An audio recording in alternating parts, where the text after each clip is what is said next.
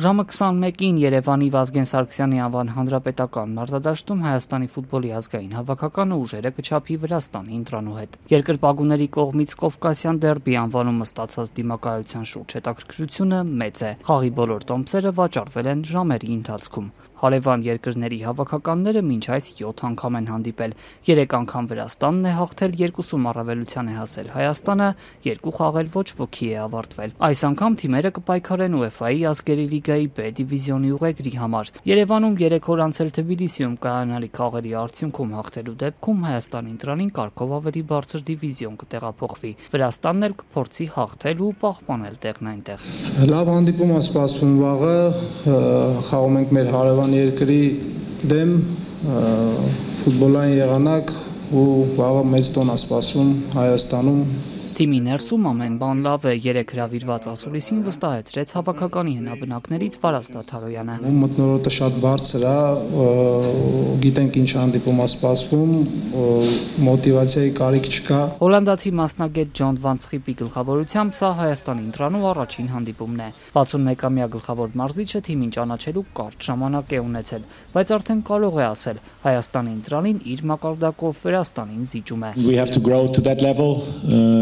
But that's a great challenge, I think. Պետք է հասնենք այդ մակարդակին, սա մեծ մարտահրավեր է։ Մեզ համար սա շատ լավ օրինակ է, որ լինելով փոքր երկիր կարելի է մեծ հաջողությունների հասնել։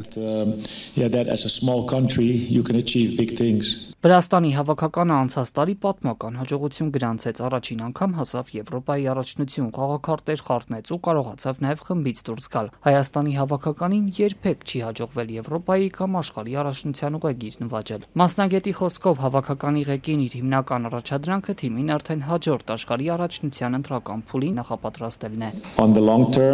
Երկարաժամկետ առաջադրանքը նախապատրաստվելն է, վստահ լինելը, որ սեպտեմբերին մեկնարկող որակավորման խաղերին պատրաստ ենք։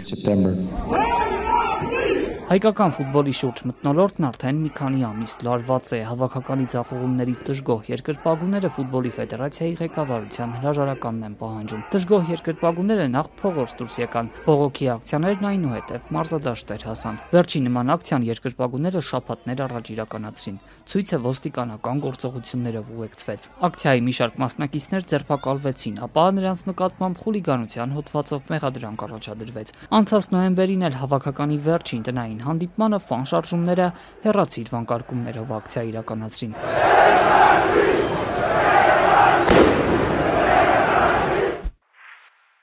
Ֆեդերացիան հիշեցնելով նոյեմբերյան դեպքերը վերջերս հայտարարեց, թե մեջբերեմ երկրպագուների որոշ խմբերի պահվածքի հետևանքով Հայաստանում UEFA-ի միջազգային բարձր չափանիշներին համապատասխանող միակ մարզադաշտը գտնվում է UEFA-ի հատուկ մոնիթորինգի տակ, եւ եթե միջադեպը կրկնվի, մարզադաշտը կարող է որակազրկվել։ Կհետևեն երկրպագուները հորդորին, թե այսօր եւս ցույց կանեն, հայտնի չէ։ Նրանք երեկոյան երթով են շարժվելու հանրապետական մարզադաշտ։ Ֆեդերացիան էլ մարզադաշտում գտնվելու կարգի մասին հորովակ է տարածել, շեշտելով, որ դյուրավառ նյութեր, ծխարձակիչներ, պայթուցիկներ բերելն արգելվում է։ Մարդկանց առողջությանը հավանական վնաս պատճառող այլ առարկաներ, այդ թվում դյուրավառ նյութեր,